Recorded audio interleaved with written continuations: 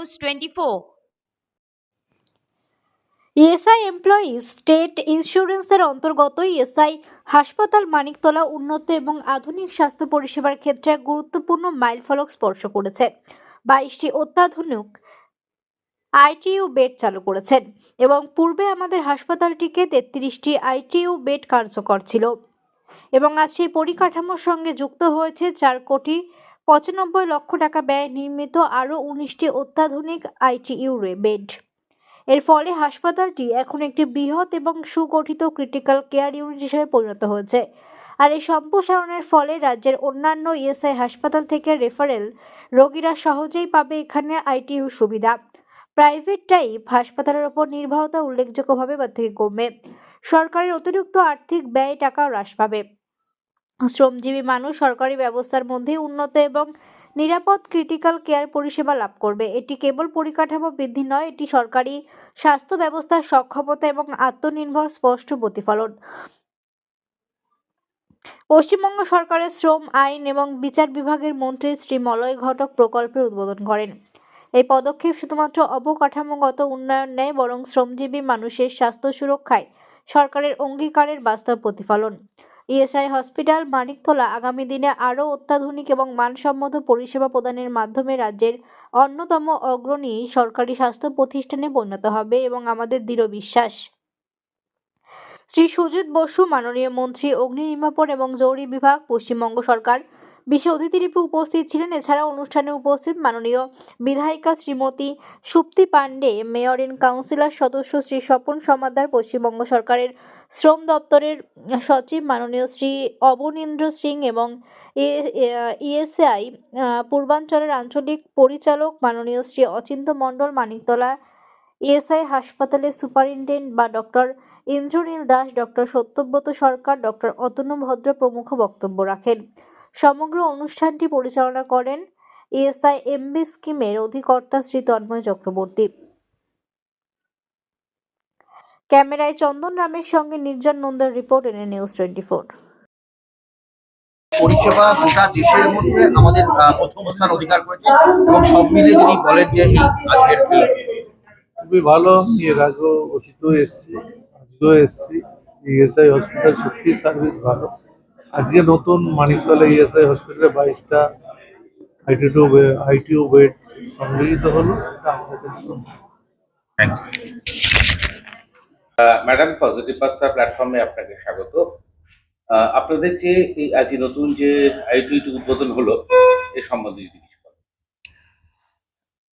আমাদের এই আইটিইউটা হচ্ছে সেকেন্ড আইটিইউ বলবো না, আমাদের অরিজিনাল আরেকটা আইটিইউ যেটা রান করছে 17 বেডে, সেটা নিচে রয়েছে, ওটারই এক্সটেন্ডেড পার্ট হিসেবে এটা প্রজেক্টে ছিল, সেটা তৈরি হয়ে এই আজকে আমরা উদ্বোধন করলাম। এখানে টোটাল 19টা বেডের আইটিইউ আমরা খুলছি, ইনক্লুডিং একটা কেবিন। আইসোলেশন বেড আমরা 2টো রেখেছি এখানে, আর বাদ বাকিটা হচ্ছে ওই ক্রিটিক্যাল কেয়ারের পেশেন্ট ঢুকবে বা যারা হাই ডিপেন্ডেন্সি পেশেন্ট তারা থাকবেন এই পর্যন্ত। নাম্বার অফ বেডস তাহলে আইটিইউ আইসিইউ কত হলো আপনাদের? আইটিইউ আইসিইউ নিয়ে 52 বেডস। 52 বেডস। এখানে আমরা শুনলাম বিভিন্ন মন্ত্রীরা এসেছিলেন বা আমাদের স্থানীয় বিধায়কও ছিলেন। শুধু যারা ইএসআই কার্ড হোল্ডার তার বাইরেও আপনারা বিভিন্ন মানুষের আর্ত মানুষকে সেবা দিয়ে থাকেন প্রয়োজন। সেটা নিয়ে যদি কিছু বলেন। মানে হ্যাঁ, দেখুন, পেশেন্ট তো পেশেন্টই, অসুখ সকলেরই আছে।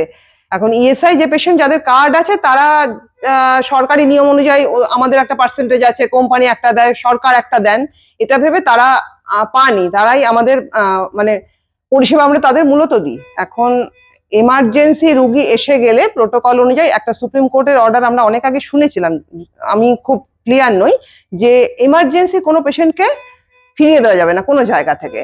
তো সেক্ষেত্রে আমরা ওটা সবসময় খুলে রেখেছি যে এমার্জেন্সি ক্রাইসিস কারোর হলে পরে সেটা আমাদের বেড থাকলে, আমাদের ইনফ্রাস্ট্রাকচারে যদি স্পেস দিতে পারি তাহলে আমরা প্রোভাইড করি, এবং 24 আওয়ার্সের মধ্যে আমরা চেষ্টা করি হেলথের কোনো হসপিটালে যদি সম্ভব হয় রেফার্ড বা পাঠিয়ে দেওয়ার।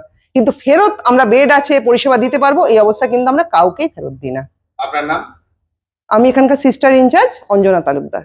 ধন্যবাদ।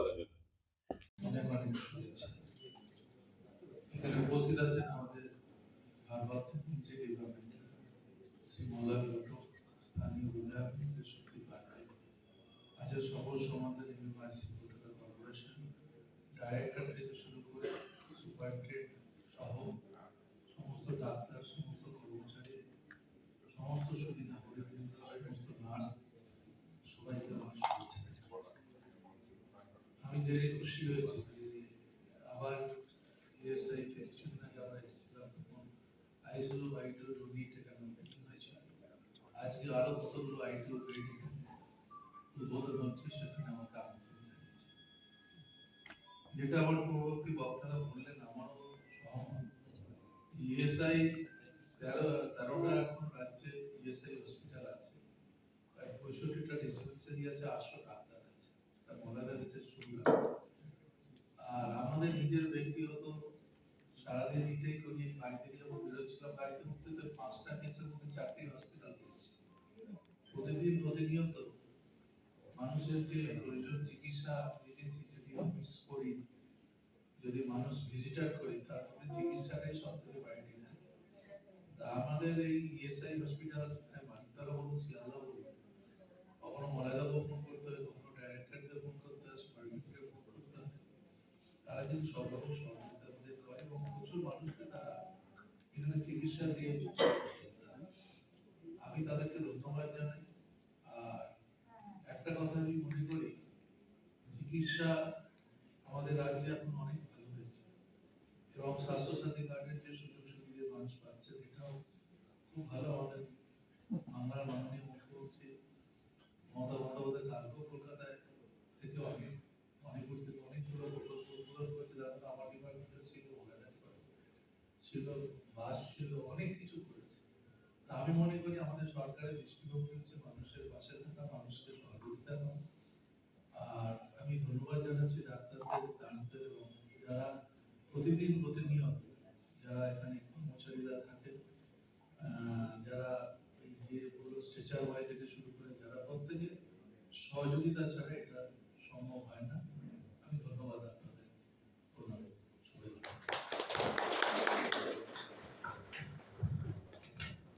ধন্যবাদ স্যার, বলার জন্য অনুরোধ জানাচ্ছি।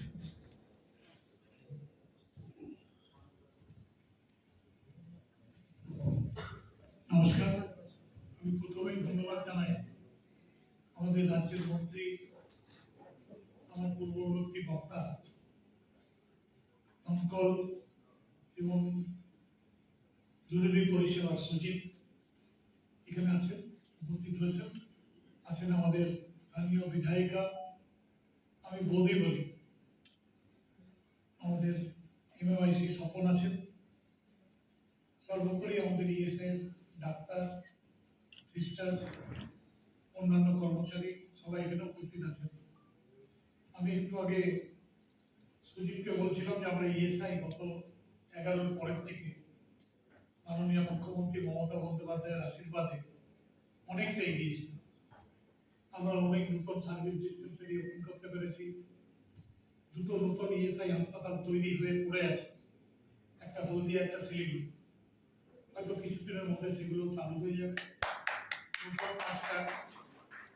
নতুন 5টা আরো হাসপাতাল তৈরির জন্য অলরেডি সমস্ত কিছু অ্যাপ্রুভ হয়ে আছে। বর্ষাপুর থেকে শুরু করে সেই হাসপাতালগুলো কাজ হয়তো আগামী দিনে চালু হবে। ইএসআই বর্তমানে প্রায় 1 কোটি আমাদের রাজ্যের মানুষকে আমরা পরিষেবা দিয়ে থাকি এবং সেই পরিষেবা আমরা বলি আইপিস আর ভিআইপিস। অর্থাৎ আমাদের এখানে যারা পেশেন্ট তাদের খালি ইএসআই হাসপাতাল নয়, তাদের যদি প্রয়োজন হয় তাহলে আমাদের যেগুলো রেফারেল হসপিটাল আছে সেই রেফারেল হসপিটালেও তাদেরকে রেফার করা হয় এবং কোনো লিমিট নেই, খরচার কোনো লিমিট নেই। যে টাকায় খরচা হোক সেই টাকা ইএসআই থেকে দেওয়া হয়। এবং ইএসআই সব থেকে বড় সুবিধা হচ্ছে যারা শ্রমিক কর্মচারী তারা যদি অসুস্থ হন, হসপিটালে ভর্তি হন, তাহলে যে কটা দিন তারা হসপিটালে থাকে সেই মাইনেটাও ইএসআই থেকে দেওয়া হয়। এই যে সুবিধা, পরিষেবার সুবিধা, সঙ্গে সঙ্গে শ্রমিকদের পাশে দাঁড়ানোর যে সুবিধা, এই কাজটা আমরা পশ্চিমবঙ্গে অত্যন্ত সুচারুভাবে করি। এবং আপনারা তো জানলে খুশি হবেন যে গত প্রায় 9 বছর ধরে আমরা ইএসআই যে বেস্ট মানে ইন্ডিয়ার মধ্যে বেস্ট সার্ভিস হিসাবে আমরা কিন্তু পশ্চিমবঙ্গ স্বীকৃত, এবং প্রতি বছরই আমরা ইনসেন্টিভ হিসাবে কখনো 40 কোটি 50 কোটি টাকা আমরা পেয়ে থাকি, এবং সেই ইনসেন্টিভের টাকা থেকেই কিন্তু আমরা এই উন্নয়নগুলো করব। যেমন আজকে যেটা সেটা হচ্ছে 22টি নতুন আইকিউ বেড যুক্ত হচ্ছে, এর আগে আরো 16টা ছিল, তো 16 এবং 12 অর্থাৎ প্রায় 38টা বেডের আইকিউ এই ইএসআই হাসপাতালে হবে। রাজ্যের যে কোনো ডিসপেন্সারি বা হসপিটালের যারা রেফারেল পেশেন্ট তাদেরকে আমরা এই ইএসআই হাসপাতালে পরিষেবাটা দিতে পারবো, কারণ আমাদের কাছে কম্পিটেন্ট ডাক্তার আছেন, স্পেশালিস্ট আছেন, তারা অত্যন্ত ভালোভাবে চিকিৎসা করে, এবং ইএসআই হাসপাতালের চিকিৎসা যে কোনো শ্রমিক কর্মচারী যারা এসছেন তারা কিন্তু অত্যন্ত সুনাম করেন। তাই আমি বক্তব্যকে দীর্ঘায়িত করছি না, কারণ আমাদের মাননীয় মুখ্যমন্ত্রী চিকিৎসা ব্যবস্থাটা বিনা পয়সায় করে দিয়েছে। আপনি দেখবেন সরকারি হাসপাতালে কোনো টাকা পয়সা লাগে না, সরকারি হাসপাতালগুলো উন্নতি হয়েছে। আমাদের সময়ে মাননীয় মুখ্যমন্ত্রীর সময়ে প্রায় 42টা সুপার স্পেশালিটি হসপিটাল আছে, এবং সেই সুপার স্পেশালিটি হসপিটালগুলোতেও কিন্তু খুব ভালো চিকিৎসা হয়। এর বাইরেও কিন্তু উনি 5 লক্ষ টাকা করে স্বাস্থ্যসাথী কার্ড করে দিয়েছেন, অর্থাৎ ইএসআই এর বাইরে যারা আছে তাদের চিকিৎসাটাও বিনা পয়সায়, তারাও কিন্তু বড় বড় হাসপাতালে চিকিৎসার সুযোগ পান স্বাস্থ্যসাথী কার্ডের মাধ্যমে। তাই আমাদের রাজ্যের মানুষ, আমরা প্রায় 10 কোটি 10.5 কোটি মানুষ বসবাস করি, এই 10 কোটি 10.5 কোটি মানুষের শতকরা 90% মানুষ কিন্তু যে কোনো বড় হাসপাতালে চিকিৎসা বিনা পয়সায় পাচ্ছে, হয় স্বাস্থ্যসাথী কার্ডের মাধ্যমে অথবা ইএসআই এর মাধ্যমে। তাই আমাদের মাননীয় মুখ্যমন্ত্রীকে ধন্যবাদ জানাই যে ইএসআই এর যে আমাদের পরিষেবা এবং কাজগুলো আমরা করছি তার জন্য সবসময় তার আশীর্বাদ আমরা পেয়েছি। আগামী দিনে হয়তো আরো ভালোভাবে আমরা করতে পারবো। এবছর আমরা আসানসোল ইএসআই মেডিকেল কলেজ পেয়েছি, সেখানেও মেডিকেল কলেজ তৈরি হচ্ছে, সুতরাং আমরা অনেকটা এগিয়ে যেতে পারবো আগামী দিনে। এইটুকু কথা বলে যারা আজকে আছেন সকলকে আমার ধন্যবাদ জানিয়ে আমার বক্তব্য শেষ করছি।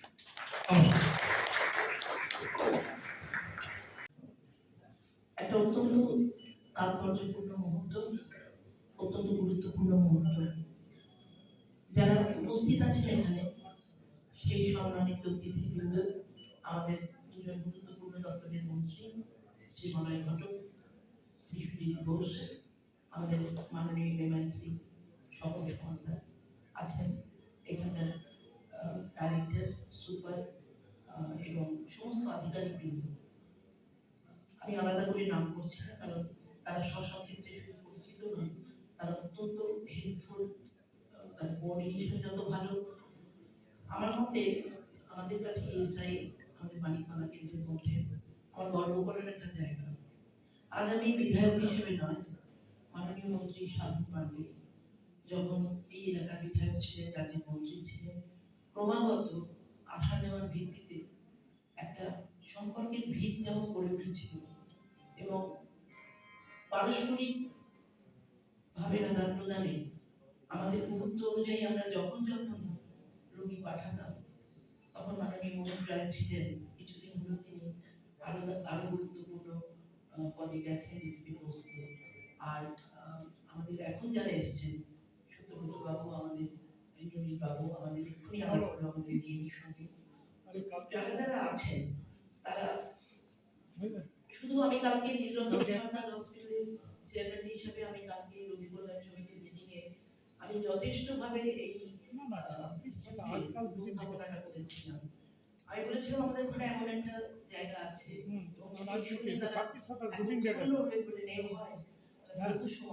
একটা রোগী খুব চরম অবস্থায় আমার কাছে এলো, নীলরতন তাকে জায়গা দিতে পারছে না, সে পেশেন্ট ছটফট করছে অ্যাম্বুলেন্সের ভিতরে। আমার সেই অধিকার বোধ আছে ইমিডিয়েটলি তখন রাত 1টা দিতাম।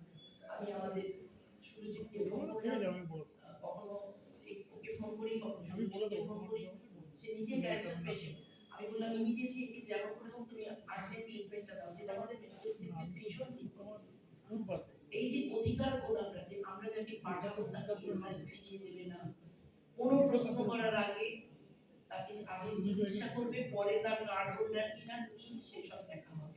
সমস্ত ক্ষেত্রে নিয়মের বেড়া যাদের আমাদের স্বাস্থ্য পরিষেবা বাধ্যতামূলকভাবে এমনভাবে জড়িয়ে আছে যে কিছু আরম্ভ করবার আগে সেই ফর্মালিটি করতে করতে তার মধ্যে ফেলা বেরিয়ে যায়, তার সীমিত সময় একটা জীবন যখন একটা সাংঘাতিক যুদ্ধে পড়ে তখন কিন্তু তাকে উদ্ধার করাটা চিকিৎসা সবচেয়ে বড় আমার মনে হয় অবদান হওয়া উচিত।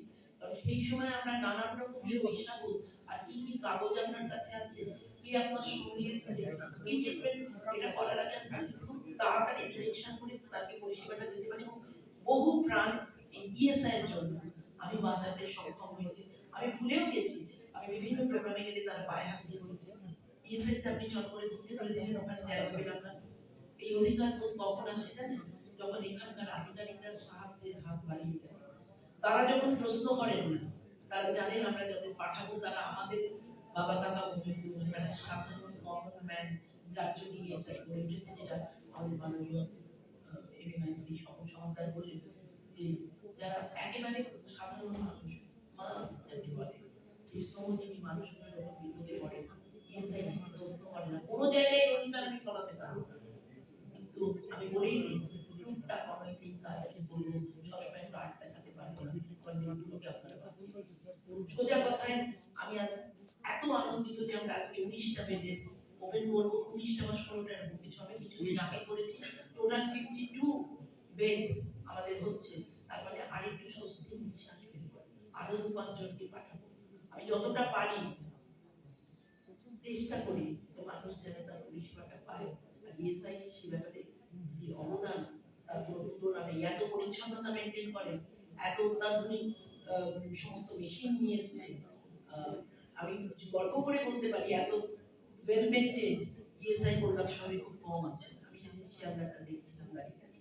তো যাই হোক, এই সব কিছুর পেছনে একটা টিম ওয়ার্ক, আমাদের যে ক্লিনিং এর মানুষটা থেকে যে ট্রলি করে বার করে, সেই মানুষটা থেকে যে পেশেন্টকে নিয়ে যায়, যে লিফট অপারেট করে, যারা পরিষেবা দেন, ডক্টররা round the clock, all experts doctor specific দিনে এসে যা যা করেন, আমি নিশ্চিতভাবে গর্ব করে বলতে পারি, এটা ফ্ল্যাটারিং কোনো কথা নয়, গর্ব করে বলতে পারি ডাইরেক্টর থেকে সুপার থেকে আমাদের অন্যান্য যারা আছেন প্রত্যেক আধিকারিককে আমরা স্যালুট জানাই। ডাক্তারের যে ওথ নিয়ে এই ডক্টরি প্রফেশনে যখন ঢুকে, অনেকেই ওথটা তাদের কাছে কতগুলো শব্দ থেকে দেয়, but true sense of the word একে যদি প্র্যাকটিস আর প্রিচ করে তাহলে আমাদের আমি স্যালুট জানাই তাদের, নার্সিং স্টাফেদের এবং সমস্ত আধিকারিকদের যারা পেছনের থেকে এত বড় একটা ইনস্টিটিউশনকে এই কিছু দাঁড়িয়ে গেছে। বাদ বাকি রইল সুজিত তো অলওয়েজ অ্যাভেলেবেল। অগ্নি নির্বাপকের ব্যাপারটাই আপনারা একদম চোখ বন্ধ করে বলা যায়, অভিজ্ঞ ব্যক্তিত্ব আমাদের শ্রম দপ্তরের দায়িত্বে জবে থেকে এসেছেন, তার চোখ সব দিকে নিজেকে অ্যাভেলেবেল শুধু নয় সমস্ত দিকে সাহায্য করে। আর তবে একটা কথা বলবো যে আপনাদের যদি আর কোথাও কোনো মনে হয় যে এটা হলে ভালো হতো, ওটা হলে ভালো হতো, তো আপনারা একটা জয়েন্ট মিটিং ডাকবেন, আমরা সবাই মিলে সেটা অংশগ্রহণ করে যার যার ক্ষমতার লিমিটেশন সেইটুকু ঢেলে এটাকে আরো মানের জায়গায় নিয়ে যাওয়া। তবে যারা কাজ করছেন এখানে তাদের ব্যাপারে কিন্তু একটু নজরদারি দরকার। এখানে কোনো ক্যাজুয়াল ব্যাপারে কোনো জায়গা নেই।